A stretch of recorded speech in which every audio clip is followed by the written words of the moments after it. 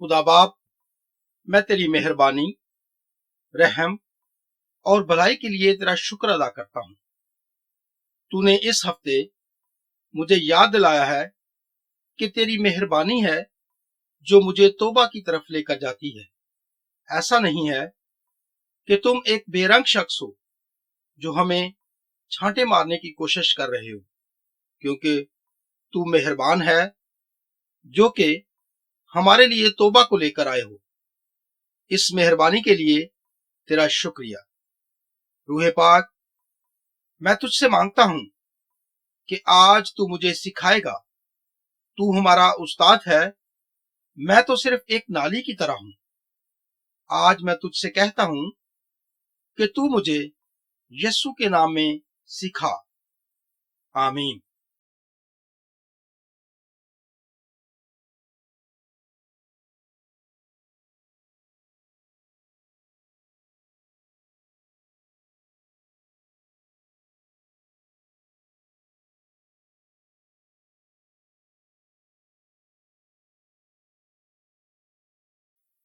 मत्ती 3 बाब। मैंने अक्सर यूहन्ना 3 बाब के हवाले से कहा है, क्योंकि इस पैरे का मौजू कहता है यूहन्ना बपतिस्मा देने वाला। इसलिए अक्सर मैंने यूहन्ना बाब 3 के हवाले से कहा है। ठीक है, आप देखना पसंद कर रहे हैं? ठीक है। उन दिनों में यूहन्ना बपतिस्मा देने वाला और यहूदिया के बियाबान में ये मनादी करने लगा कि तौबा करो, क्योंकि आसमान की बादशाही नजदीक आ गई है। ये वही है जिसका जिक्र अशाया नबी की मार्फत यूं हुआ कि बियाबान में पुकारने वाले की आवाज आती है कि खुदावंद की राह तैयार करो, उसके रास्ते सीधे बनाओ। ये यूहन्ना ऊंट के बालों की पोशाक पहने और चमड़े का पटका कमर से बांधे रहता था, और उसकी खुराक टिड्डियां और जंगली शहद था। उस वक्त यरूशलेम और सारे यहूदिया और यरदन के गिरदोनवा के सब लोग निकलकर उसके पास गए और अपने गुनाहों का इकरार करके दरिया यरदन में उससे बपतिस्मा लिया। मगर जब उसने बहुत से फरीसियों और सदूकियों को बपतिस्मा के लिए अपने पास आते देखा, तो उनसे कहा, ऐ सांप के बच्चों, तुमको किसने जता दिया कि आने वाले गजब से भागो? बस तौबा के मुवाफिक फल लाओ और अपने दिलों में ये कहने का ख्याल ना करो कि इब्राहिम हमारा बाप है, क्योंकि मैं तुमसे कहता हूं कि खुदा इन पत्थरों से इब्राहिम के लिए औलाद पैदा कर सकता है। और अब दरख्तों की जड़ पर कुल्हाड़ा रखा हुआ है। बस जो दरख्त अच्छा फल नहीं लाता वो काटा और आग में डाला जाता है। मैं तो तुमको तौबा के लिए पानी से बपतिस्मा देता हूं, लेकिन जो मेरे बाद आता है वो मुझसे जोरावर है। मैं उसकी जूतियां उठाने के लायक नहीं हूं। वो तुमको रूह कुदस और आग से बपतिस्मा देगा।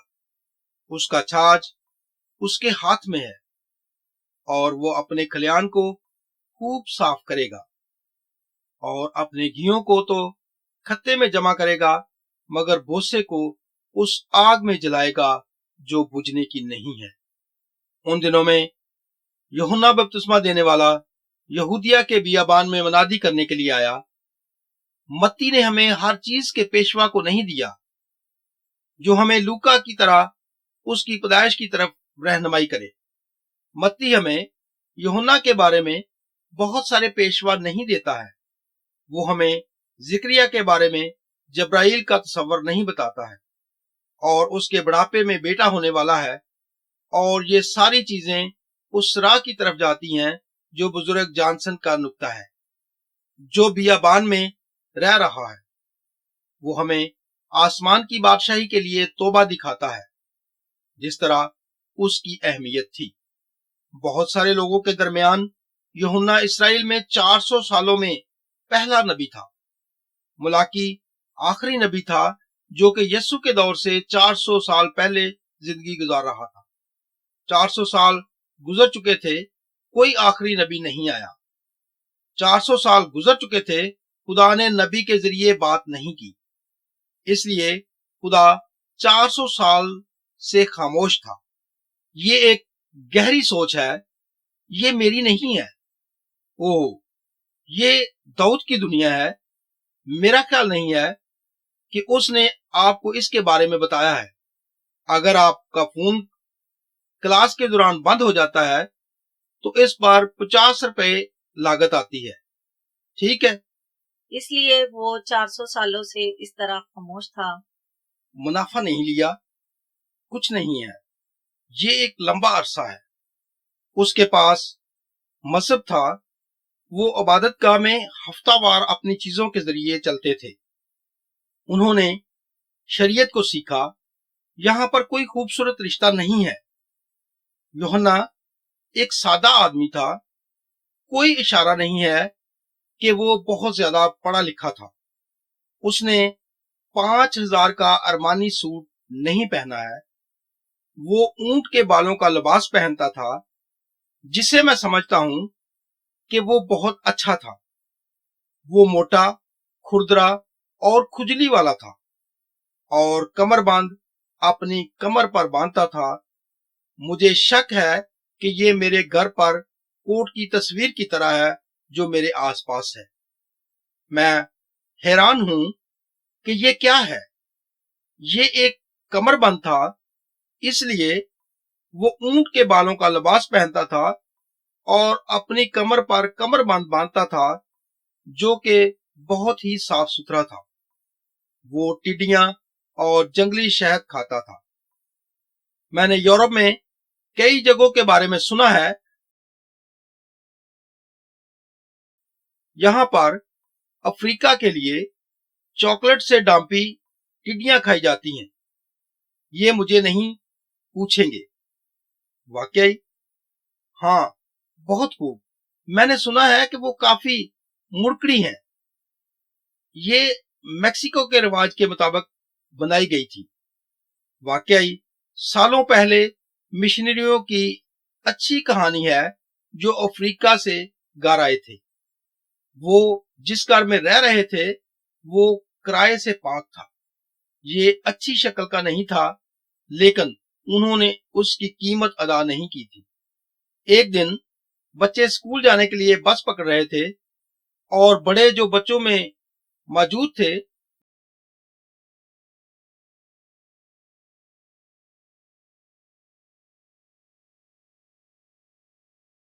غور کر رہے تھے، جو اپنے گھروں سے کچھ کھا رہے تھے۔ یہ دیمک تھی۔ پس والدین نے بچوں کو حفاظتی خدمت کرنے والے کہا۔ وہ بچوں کو لینے کے لیے باہر آئے اور والدین کہتے ہیں، پکڑو پکڑو، ایک سیکنڈ، ہم افریقہ سے آئے ہیں۔ وہ افریقہ میں پیدا ہوئے تھے، اور افریقہ میں ایک دیمک ہے جو کہ ایک غذا ہے، اس لیے یہ ایک عام خوراک ہے۔ یہاں پر انہوں نے پرورش پائی، اس لیے خوش قسمتی سے بچوں کی حفاظتی خدمات کو چھوڑ دیا۔ اس لیے یہ ایک اختلاف ہے، ٹھیک ہے؟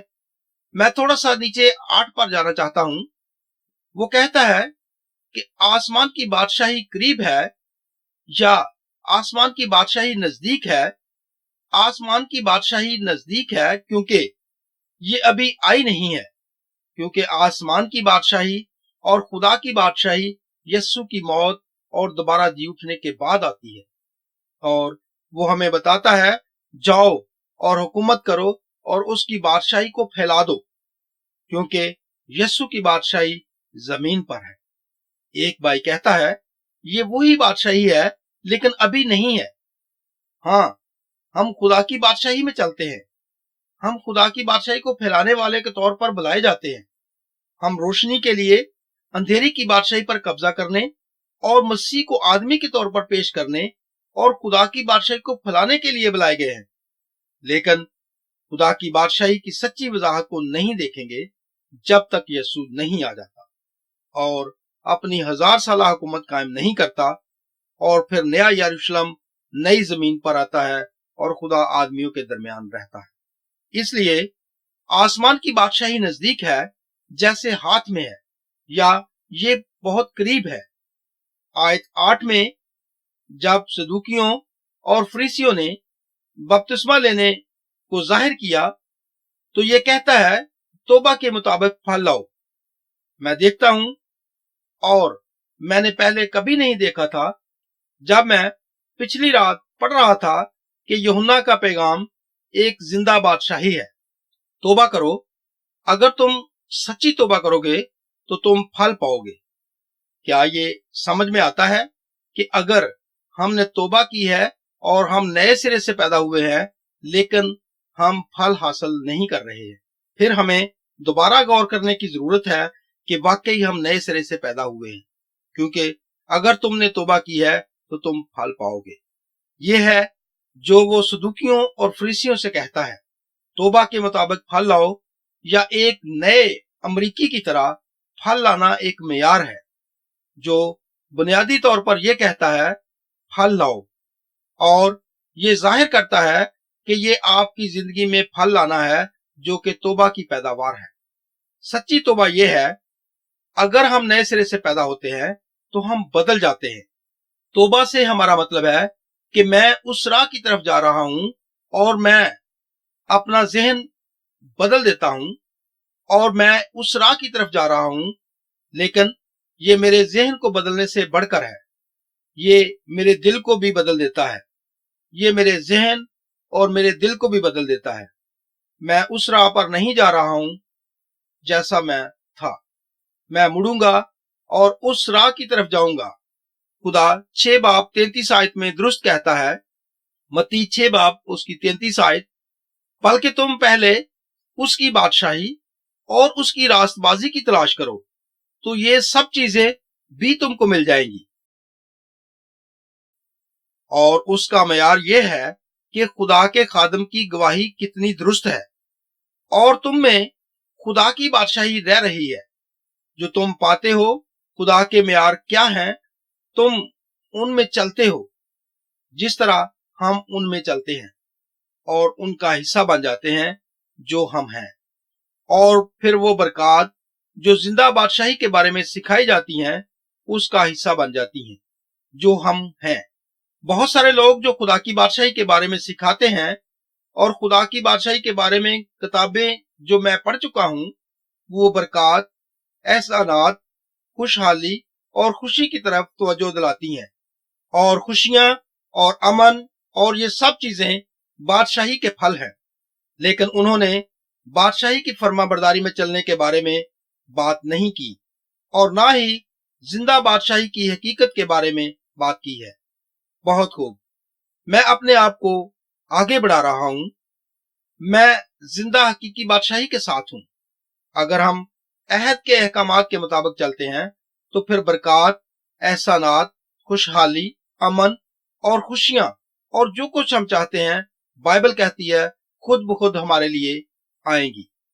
मेरी जिंदगी में से एक आयत गलातियों 6 में है कि फरेब ना खाओ, खुदा ठट्ठों में नहीं उड़ाया जाता, क्योंकि आदमी जो कुछ बोता है वो ही काटेगा। अगर हम सोचते हैं कि हम अहद की ताबेदारी में चले बगैर अहद की बरकत में चल सकते हैं, तो गलातियों कहता है कि हमें धोखा दिया गया है, और हम खुदा का मजाक उड़ाते हैं, जो कि मेरे लिए बहुत संजीदा है। ठीक है, और थोड़ा सा पीछे चलते हैं। अब आयत 6 में कि तौबा करो क्योंकि आसमान की बादशाही नजदीक आ गई है। ये वही है जिसका जिक्र यशायाह नबी की मार्फत यूं हुआ कि बियाबान में पुकारने वाले की आवाज आती है कि खुदावंद की राह तैयार करो, उसके रास्ते सीधे बनाओ।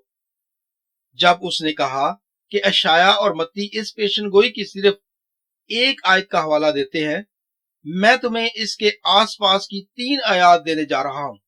पुकारने वाले की आवाज बियाबान में, खुदावंद की राह तैयार करो और उसकी शाहराह को सीधा बनाओ, और हर गार भर दिया जाएगा और हर एक पहाड़ और टीला पस्त किया जाएगा। जो टेढ़ा है वो सीधा, और जो रास्ता नाहमवार है वो हमवार बनेगा, और हर बशर खुदा की निजात देखेगा। اور ہر ایک جسم مل کر دیکھیں گے جو خداوند کے منہ سے نکلا ہے۔ میں کل اس پر غور کر رہا تھا کہ ہر ایک وادی کو اونچا کیا جائے گا اور ہر ایک پہاڑ کو پست کیا جائے گا، ناہموار جگہوں کو ہموار بنایا جائے گا۔ اور میں نظارہ دیکھتا ہوں، میں نے یہ پہلے کبھی نہیں دیکھا تھا۔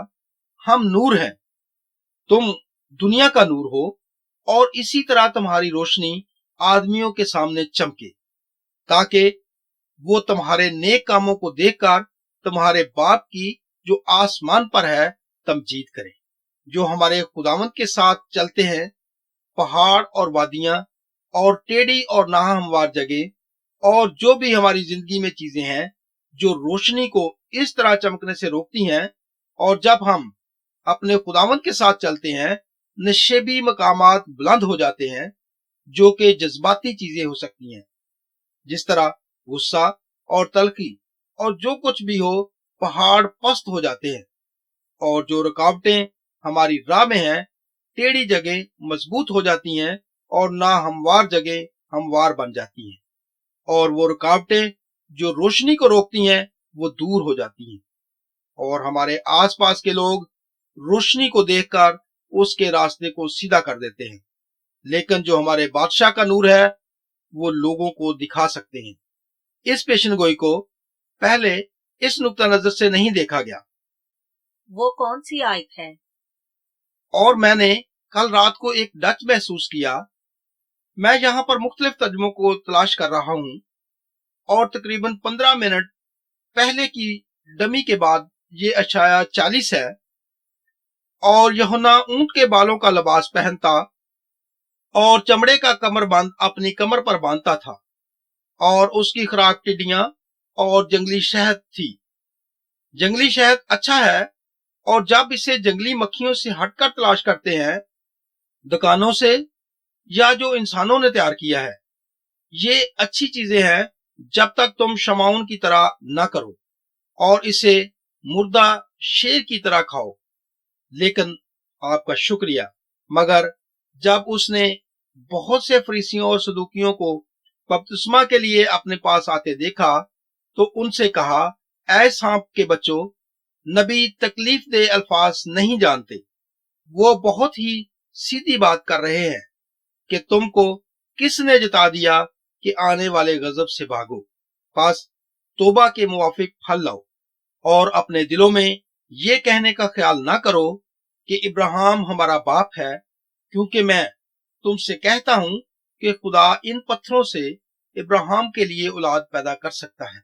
مجھے اس بیان سے خوشی ہوئی ہے کہ خدا ایک پتھر لے سکتا ہے اور ڈی این اے کر سکتا ہے۔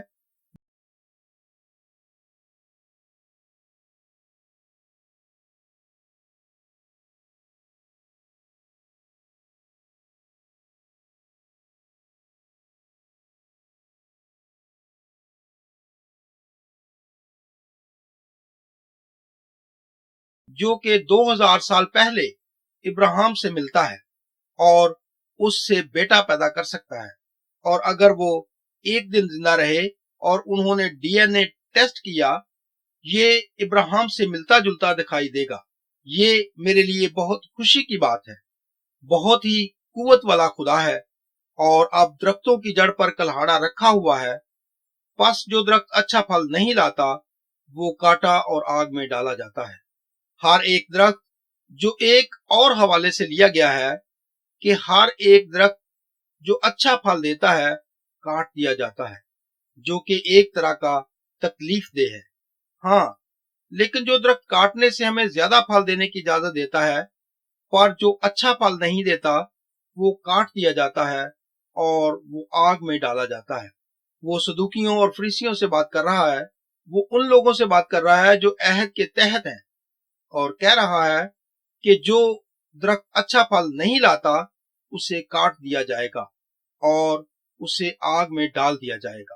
اور ہم یہ جانتے ہیں، آنٹ ریزا گھر آئی اور اس نے مجھے تفصیلات بتائی، لیکن وہ کہتی ہے کہ اس قسم کی چیزوں پر یقین رکھنا بہت مشکل ہے جس میں سے وہ گزری ہے، اور میں نے کہا ٹھیک ہے، میں تفصیلات کو نہیں جانتی، لیکن میں اپنے پس منظر کو جانتے ہوئے وہ جو کچھ بھی ہو، اور شاید میں کہہ سکتی ہوں ہاں میں دیکھ سکتی ہوں۔ لیکن جب آپ محفوظ ماحول سے آتے ہیں، جو کچھ ٹریزا نے کیا وہ بڑے محفوظ طریقے سے ایک اعلیٰ درمیانہ درجے کے خاندان میں پرورش پا رہی ہے۔ اس قسم کی چیزوں کو دیکھنے سے اور ان چیزوں کے بارے میں سننے سے صرف دماغ ہوا میں اٹھتا ہے، کیونکہ اس نے پہلے کبھی بھی اس قسم کی چیزوں سے پردہ نہیں اٹھایا تھا۔ میں نے انتہائی بدسلوکی اور پرتشدد والے گھر میں پرورش پائی ہے، اور میرا دماغ اس قسم کی چیزوں کے بارے میں صرف ایک دائرے کی شکل میں بھاگتا ہے۔ میں نے شاید اپنی گواہی میں بتایا ہے، اور میں شاید زیادہ دور نہیں ہوں۔ ہاں، جس طرح یہ ظاہر کرتا ہے کہ یہاں پر کچھ نہیں ہے جس کو معاف کیا جا سکے سوائے روح القدس کی توہین کے، اور ہر کسی چیز کو معاف نہیں کیا جا سکتا۔ میں نے اسے گوشت کی طرح لے لیا۔ تم جانتے ہو سالوں سے میں مصیبت زدہ تھا۔ جب میں خوفزدہ اور حیرت انگیز طور پر آیا، مجھے اپنی شکل پر بنایا گیا۔ تو نے مجھے اجازت کیوں دی؟ لیکن تم کیوں نہیں جانتے؟ اگر اس کے بیٹے یسوع نے ہمارے گناہوں کی قیمت ادا کی ہے، تم اچھی طرح کیوں نہیں جانتے ہو؟ اور مزید ہم گناہ کی دنیا میں رہتے ہیں۔ اور اس نے دنیا کو انسانوں کی حکومت میں ڈال دیا۔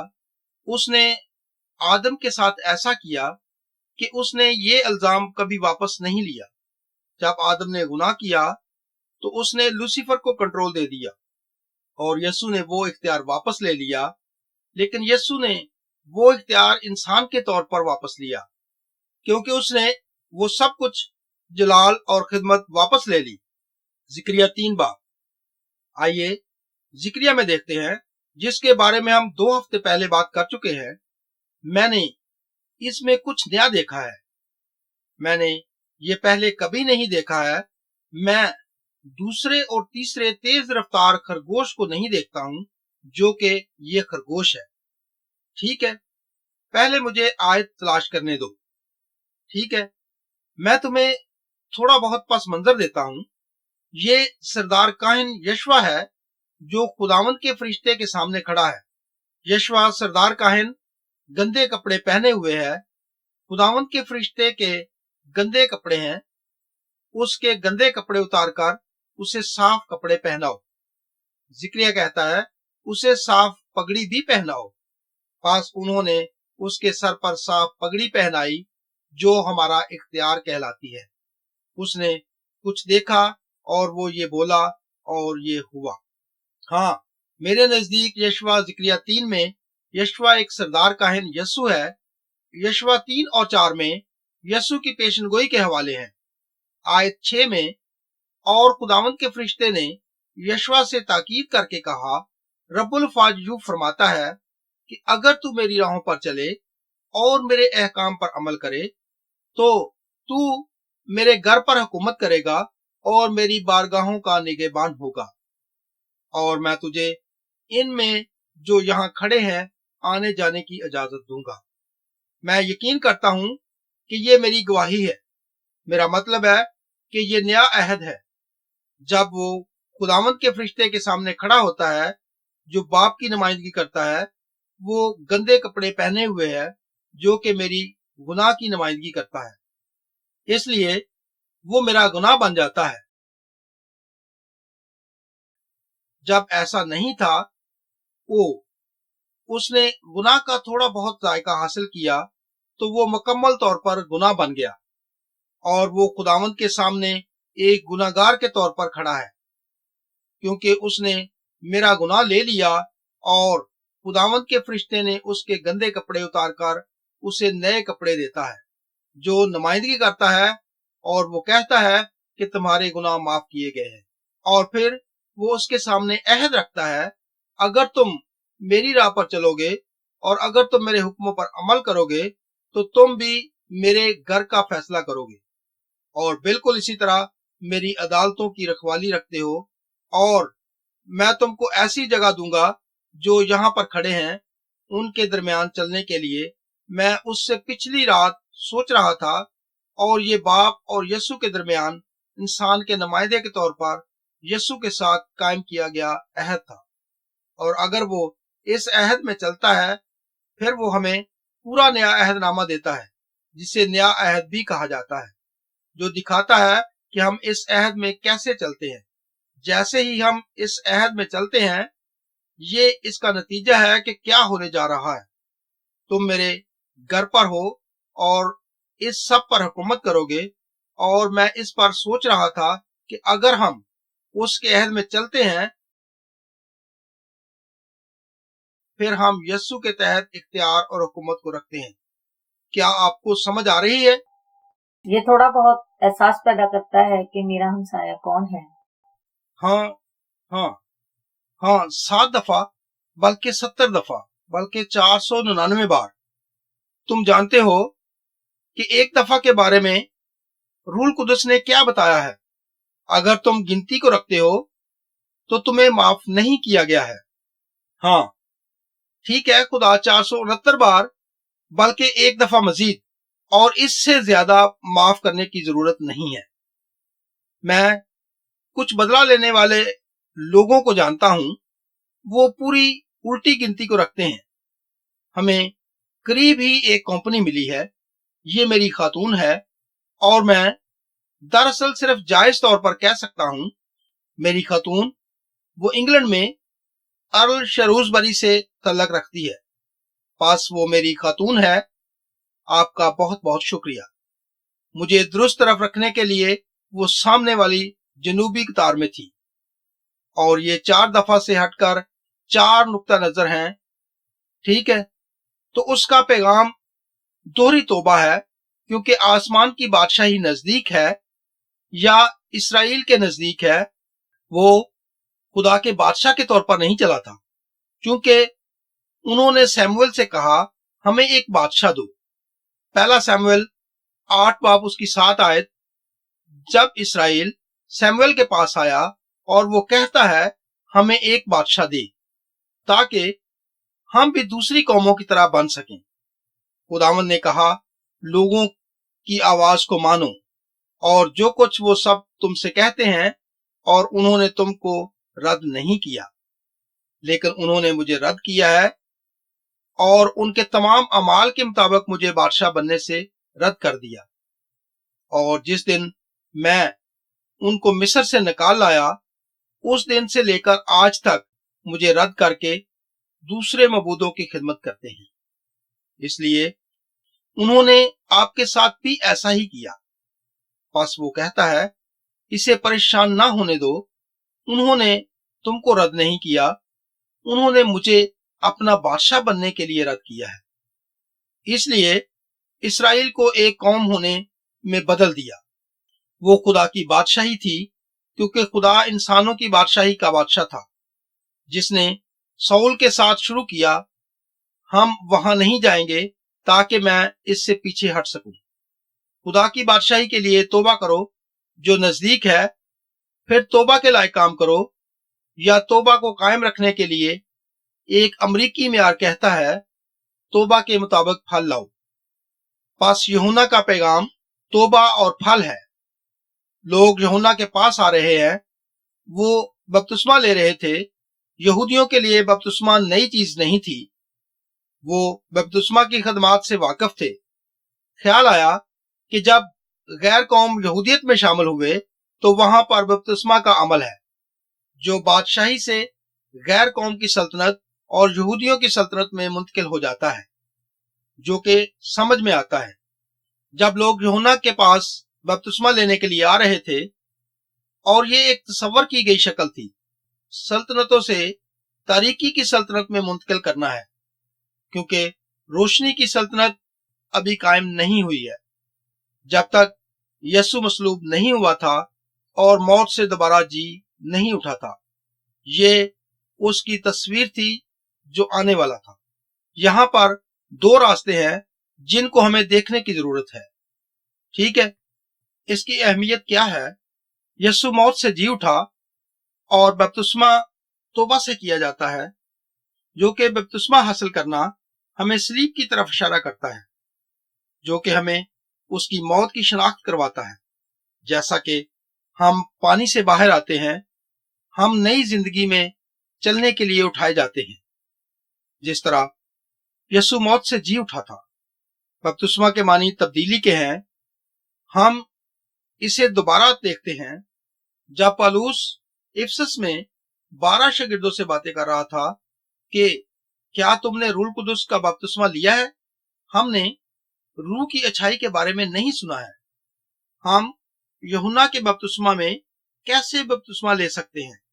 और फिर पौलुस वजाहत करता है कि हम 1 सेकंड में देखेंगे जब अकीला और परसिकला अप्लूस से मिलती थी, वो सिर्फ यूहन्ना के बपतिस्मा से वाकिफ थी, इसलिए उन्होंने उसे शानदार तरीके से वजाहत, जो आगे चलकर लूका कहता है, ठीक है, अब कहानी दरख्त पर रखे कल्हाड़े पर चलती है, आओ इसे जाती बनाएं। हमने 2 हफ्ते पहले बात की थी कि हमारे दिल कैसे एक खेत की तरह है और हम बीज बोने के लिए खेत में हल चलाते हैं, लेकिन हमारे दिल के कुछ इलाके सख्त होते हैं और तुम उस पर बीज बोते हो और परिंदे आते हैं और उसे खा जाते हैं, क्योंकि वो जमीन में मरकर उग नहीं सकते हैं। इसलिए जिंदगी अच्छे बीज से पैदा होती है। हमारे दिल के कुछ इलाके ऐसे होते हैं कि जब तुम बीज बोने वाले की तमसील को देखते हो, कभी कभी तुम अच्छे लोगों की बादशाही को देख सकते हो, जिनके दिल सख्त होते हैं और परिंदे आते हैं और बीज खा जाते हैं। और कुछ दिल कांटेदार होते हैं और कुछ दिलों में घास फूस होता है और कुछ अच्छी जमीन को रखते हैं, जो कि मुख्तलिफ किस्म के लोग हो सकते हैं, लेकिन इसे इनफरादी बना रहे हैं। ये हमारी जिंदगी में मुख्तलिफ औकात हो सकते हैं, ये हमारी जिंदगी में मुख्तलिफ इलाके भी हो सकते हैं। मैं तुम्हें एक तमसील बताऊंगा जिसमें से मैं 2 हफ्ते पहले गुजरा हूं। हम चंद हफ्ते पहले खरूज 15 बाब के बारे में बात कर चुके हैं, जब वो मारा के पानियों की तरफ आए जो कड़वे पानी थे। मैंने 2 हफ्ते मारा के कड़वे पानियों में गुजारे और मैं वहां पर बैठा था और चीजें मेरी जिंदगी में गुजर रही हैं और ये मुझे पुरजोशी की तरफ लेकर चल रही थी और मुझे गुस्सा आ रहा था और मुझे गुस्सा आने लगा और कड़वापन मेरे सर को चढ़ने लगा और मुझे बहुत ज्यादा गुस्सा आ रहा था और बहुत ज्यादा गुस्सा आया और तलखी हुई और मजीद कड़वाहट परवान चढ़ी। और तकरीबन 2 हफ्ते बाद मेरे जहन में कुछ चीजें आईं कि मैं जा रहा हूं। यहाँ पर देखते हैं कि जिंदगियों में शैतान है लेकिन खुदा नहीं। यहाँ पर खुदा हमेशा हमारे साथ रहता है, इसलिए मैं जा रहा हूं, ठीक है। इसलिए मैं खुदावंद की मौजूदगी को अपने साथ नहीं रखता हूं। खुदा ने फौरन मेरी आंखों को क्यों खोला, तो देखता हूं कि मेरे दिल में कड़वाहट थी जो वापस जाती है और मेरी जिंदगी में मुख्तलिफ औकात में बर्दाश्त है, और ये आहिस्ता आहिस्ता और ज्यादा से ज्यादा कड़वाहट से शफा पाई है। बाप बेटे से कहता है, हमें इस कड़वाहट के लिए कुछ करने की जरूरत है।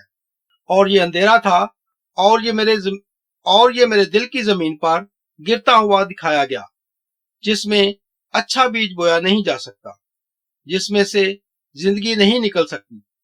और 1 घंटे के मामले में मेरे पास एक मुकम्मल तस्वीर थी जो कुछ हो रहा है, और बाप कह रहा था कि हमें आपके दिल में इसके लिए कुछ करने की जरूरत है।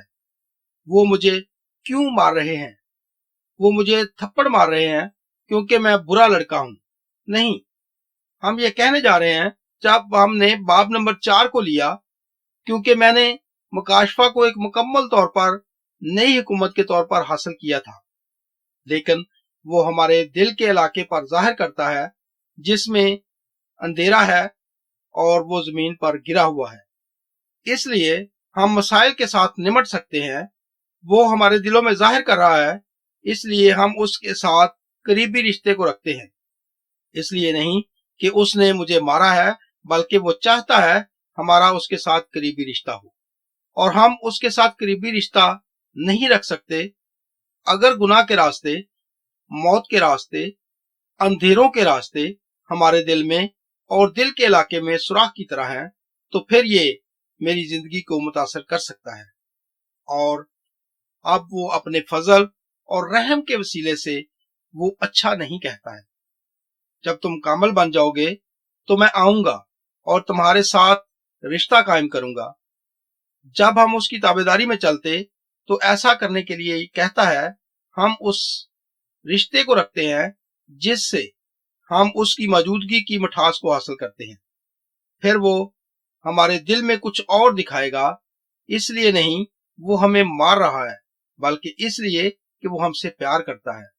बल्कि वो चाहता है कि वो उस रिश्ते की कुर्बत को बढ़ाए, और मजीद ये कि हम रोजाना अपनी सलीब उठाएं और मर जाएं, और हम उन चीजों को मौत के घाट उतार देते हैं और हम पेशन गोई को गिरा देते हैं। ये जमीन में हल चलाने के बारे में बात करता है और इस शख्स पर जोर देता है। सफेद जमीन में हल चलाए बगैर फसल काश्त करने के लिए तैयार नहीं होती। हाँ नहीं, अगर आप पूरी रात ऐसा करने की कोशिश करते हैं तो ये पागलपन बन जाता है। हाँ बिल्कुल ठीक है, आप ये पूरी रात नहीं कर सकते। ये मुकद्दस सवालात हैं जो इसे कामल बनाते हैं। हाँ, तकदीस का ये अमल पूरी जिंदगी का अमल है, और ये वही है जो हमारे दिलों को दिखाता है। हम तौबा करते हैं, हम मरने के लिए अपनी सलीब उठाते हैं, हम खुदावंद के साथ अपनी गहरी दिलचस्पी को बढ़ाते हैं, और ये जिंदगी है। फिर ये हमें कुछ जो कि पूरी कहानी मारा के कड़वे पानी के साथ खरूज 15 बाब में दिखाता है। ठीक है, हम आगे बढ़ेंगे और खरूज 15 बाब को शुरू करते हैं। हम वहां पर थे, लेकिन हमें इसे दोबारा देखने की जरूरत है। ठीक है, खरूज 15 बाब 22 आयत में सबसे पहले हम थोड़ा बहुत दोबारा पस मंजर पर आते हैं। यहाँ पर हम इसराइल को लेते हैं और इसराइल को अपने मतवाजी बनाएं। मैं सोचता हूं कि मिस्र में इसराइल को कैद में मदद मिलेगी, जो हमारी गुमशुदगी में नुमाइंदगी करता है। खुदा इसराइल का मिस्र से लाल समुद्र की तरफ बाहर निकल जाना हमारा नए सिरे से पैदा होना है। लाल समुद्र से गुजरना, मेरा मतलब है कि इसराइल का लाल समुद्र में से गुजरना पानी का बपतिस्मा है। हमारा पानी का बपतिस्मा एक मतवाजी है, और इसमें चलने के लिए खुदा हमें एक तस्वीर देता है। हम इसराइल की जिंदगी के जरिए चलते हैं। वो लाल समुद्र के जरिए आते हैं, उन्होंने बपतिस्मा लिया था, उन्होंने अपने दुश्मनों को तबाह होते देखा है। और जब हम पानी में बपतिस्मा लेते हैं और ऊपर आते हैं, पौलुस हमें 6 आयत में बताता है कि हमारा जिस्म फानी है और हम नई जिंदगी में चलने के लिए उठ जाते हैं। वो लाल समुद्र के जरिए आते हैं, और इसराइल ने मिस्र को तबाह कर दिया। वो मिस्र से बिल्कुल आजाद है। उन्होंने लाल समुद्र के किनारे एक बहुत बड़ी पार्टी रखी और उन्होंने जश्न मनाया, और वो नाचते हैं और मरियम अपना दाफ बजाती है, और ये एक बहुत ही अच्छा वक्त गुजरा। और फिर उन्होंने बियाबान के किनारे पर 3 दिन गुजारे, और वो मारा के पानी में आते हैं, जो कि पीने के काबिल पानी नहीं है, क्योंकि पानी बहुत कड़वा था, इसलिए उसे मारा कहा जाता है। मारा का मतलब कड़वा है। ठीक है, और बहुत सारे लोग शिकायत कर रहे हैं और रो रहे हैं। वो खुदावंद को पुकारता है, और खुदावंद मूसा को आसा दिखाता है, जिसे वो पानी में फेंकता है, और वो उसे एक दरख्त दिखाता है, और आसा पानी को मीठा पानी बना देता है। सबसे पहले आसा बजाते खुद नहीं था जिसने पानी को मीठा बनाया था, ये मूसा था। ईमान से बाहर कदम रखने और खुदा की फरमाबरदारी करने से खुदा ने मोर्जा करने का मौका दिया, और इसराइल ने शिकायत की और उन्होंने बपतिस्मा की तस्वीर को पुकारा, और हम बच गए और हम खुश हो गए।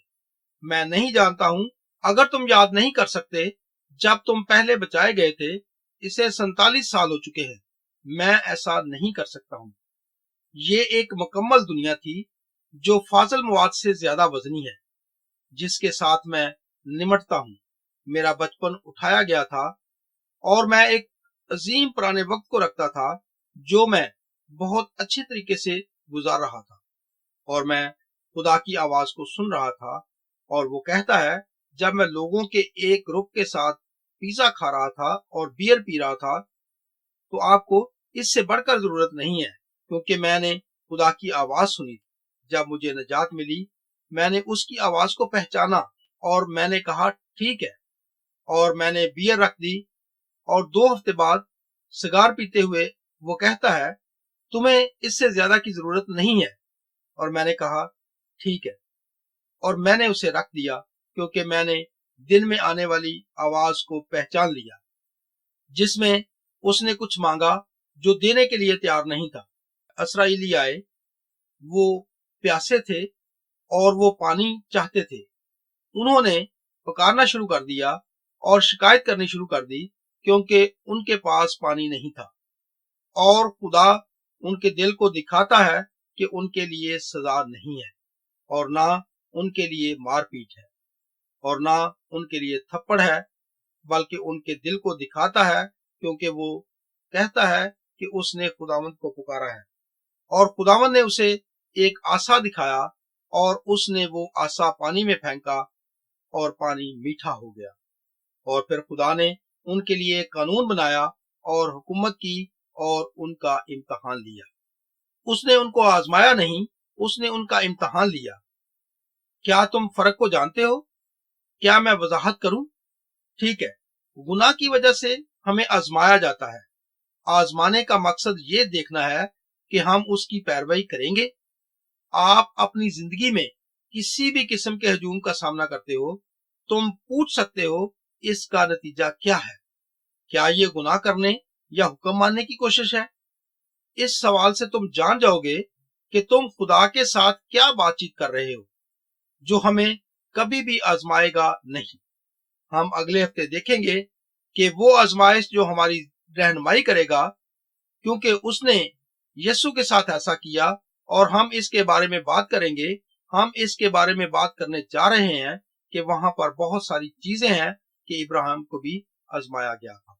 और जब वो आजमाया गया था कि अपने बेटे को मेरे लिए कुर्बान करे, खुदा ये देखना चाहता था कि आया इब्राहिम मेरे हुक्म को मानेगा, और वो चीजें मेरे लिए दिलचस्प बन रही हैं।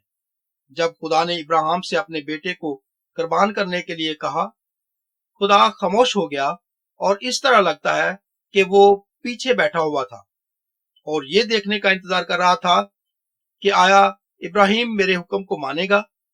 और अब्रानियों में बताता है कि इब्राहिम उस मकाम पर आया जिसका उसने फैसला किया था। यहाँ पर उसने इसहाक को कुर्बान करना था। खुदा उसे मुर्दों में से जिंदा करेगा, जो कि एक नाकाबिले यकीन ईमान है। अब तक कोई भी नहीं है जिसे मौत से जिंदा किया गया हो, इसलिए ये एक नाकाबिले यकीन ईमान है। पास वो कुर्बानगाह से उठता है, जो कि बिल्कुल मुख्तलिफ तालीम है। लेकिन मुख्तसर बात यह है कि चाकू खुद ब खुद उठाया गया और इसहाक के दिल में दाखिल करने के लिए पक्का इरादा किया गया। और खुदा कहता है कि इब्राहिम इब्राहिम उसका 2 दफा नाम पुकारता है। वो चाकू के गिरने से पहले इब्राहिम की तवज्जो हासिल करने को यकीनी बनाना चाहता था। अब मैं जानता हूं कि तू मुझसे डरता है, जो कि मैं ये सारा कुछ नहीं समझता हूं, लेकिन ये आजमाइश है। ये वो आजमाइश है जो बियाबान में यीशु के साथ हुई, क्योंकि शैतान यीशु को गुनाह में डालने की कोशिश कर रहा है। जब सांप को हवा के साथ जाहिर करता है, मकसद उससे गुनाह करवाना था। इसलिए ये दोनों मुख्तलिफ है। इसलिए अगर तुम इस सवाल का जवाब दे सकते हो जब तुम मुश्किल वक्त में से गुजर रहे होते हो, क्या वो मुझसे गुनाह करवाना चाहता है या मुझसे अपनी पैरवी करवाना चाहता है, फिर वो तुमको बताएगा कि ये कहां से आ रहा है, और ये मुश्किल फैसलों को आसान बनाने में आपकी मदद करेगा। इससे बाहर निकलो। ठीक है, हम इस तरह जिंदगी गुजारेंगे। हम अजीम फतह के दौर में होंगे, और हम मनाएंगे और खुश होंगे, और खुदा हमारे साथ चल रहा है, और पूरी दुनिया रंगीन और खूबसूरत है, और कहीं भी यहाँ पर कोई बुराई नहीं है। फिर अचानक हम मारा के कड़वे पानी की तरफ जाते हैं, اور خدا ہمیں ہمارے دلوں میں کچھ اور دکھاتا ہے. وہ ہمیں چھوڑنا نہیں چاہتا ہے کیونکہ وہ ہمیں تھپڑ مار رہا ہے. اس کی وجہ یہ نہیں ہے کہ وہ آدم خور ہے، کیونکہ وہ چاہتا ہے کہ ہم اپنے دلوں کو چھوڑ دیں جو اس کے ساتھ گہرے رشتے کو روکتے ہیں. اس لیے ہم 2 ہفتے تک اس گہرے رشتے کو رکھ سکتے ہیں. ہاں، یہ 1 گھنٹہ سے کم ہو سکتا ہے. واہ، 1 دفعہ ہو سکتا ہے جو میں نے محسوس کیا کہ کیا ہو رہا ہے. ٹھیک ہے، اور بعض اوقات ہم لے جانا چاہتے ہیں. ہاں، بہت خوب. میں نے کہا ہاں یہ میرا تھا. میں خوش ہوں جو کچھ آپ نے کہا، اور آپ کو اس کڑواہٹ کو چھوڑنے کی ضرورت ہے. میرے دماغ کی تصویر ایک لینز اور اس کا حفاظتی کمبل تھا. اگر لوگوں کے سامنے میں اسے آسانی کے ساتھ نہیں کھولتا ہوں تو یہ میری خالی حفاظت ہے. کیونکہ میں سالوں سے دکھی ہوں، اس لیے میں آسانی سے بھروسہ نہیں کرتا ہوں. میں سب سے پہلے آپ کو بتاؤں گا، اس لیے میں نہیں کھولوں گا اور میں بھروسہ نہیں کرتا ہوں.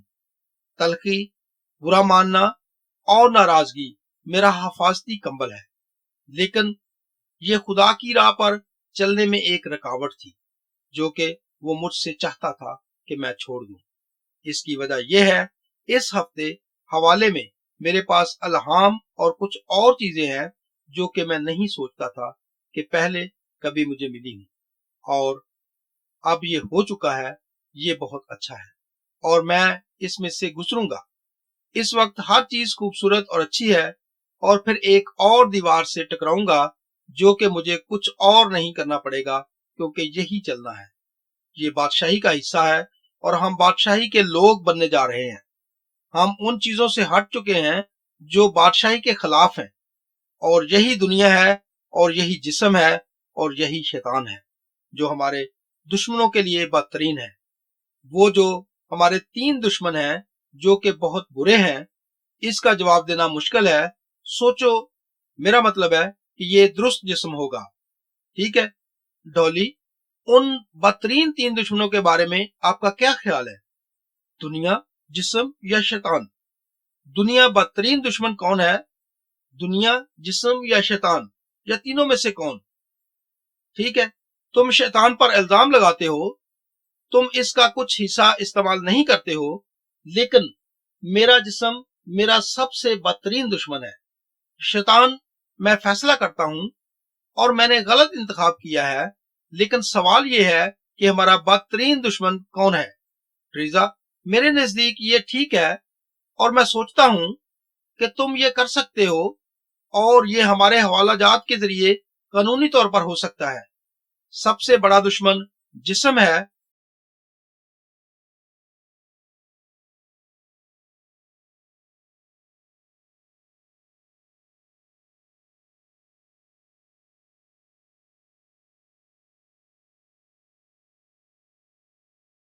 کیونکہ یسوع کہتا ہے کہ اگر تم روزانہ اپنی صلیب نہیں اٹھاتے اور مرتے نہیں ہو تو تم میرے شاگرد نہیں بن سکتے.